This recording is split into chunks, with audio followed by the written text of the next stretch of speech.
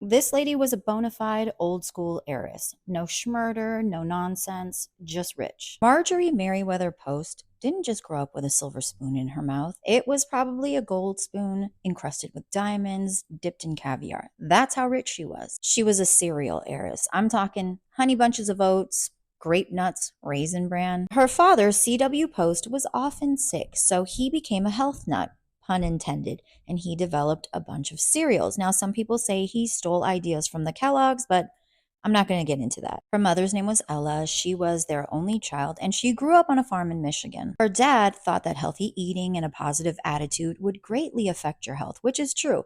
But he also believed that coffee or caffeine was the devil's nectar. From a very young age, he would teach Marjorie about business and he gave her stocks to his company. So by the time she was 16, she was already a millionaire. When she was 18 years old, she got married to her first husband, a guy named Edward Close. Together, they had two daughters, Adelaide and Eleanor. Life was going okay. Her dad gifted them a home and was hoping that Ed would come into the family business, but he wasn't really interested. Sadly, when Marjorie was about 27 years old, her father had been going through some health issues and he unalived himself, which made her the sole heir to Postum Cereal Company, which later became General Foods. This woman was a billionaire. Marge and Ed were growing apart. He didn't like her lavish spending. I mean, who cares? It was her own money. And she didn't like that he drank a lot. So they got divorced. When they divorced, Ed got remarried. He had kids. And one of his granddaughters from his second marriage is Glenn Close. Then Marjorie met a finance guy, E.F. Hutton.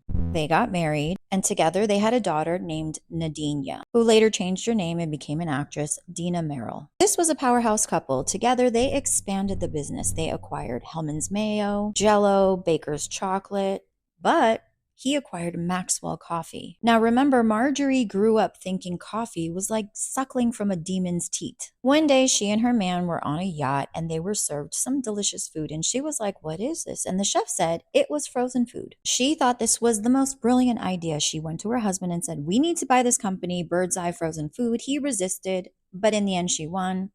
Their business expanded even more. In the meantime, she's doing what rich women need to do. She was philanthropic, she traveled, she collected art, and she was very big into real estate, planning and developing her luxurious estate called Mar-a-Lago. Yes, we're talking about the Trump headquarters, Mar-a-Lago. She also had an estate in DC she called Hillwood, which is now a private museum which features all of this crazy art that she collected. This lady knew how to collect jewels like she was royalty. I mean, look at her. Diamonds upon diamond, blue diamonds, tiaras. Marjorie didn't F around. Here she is with her daughters. Now, Marjorie, she and her second husband, they grew apart. She met Joseph Davies, a Washington, D.C. lawyer. They got married. They were the toast of the town. And then they divorced.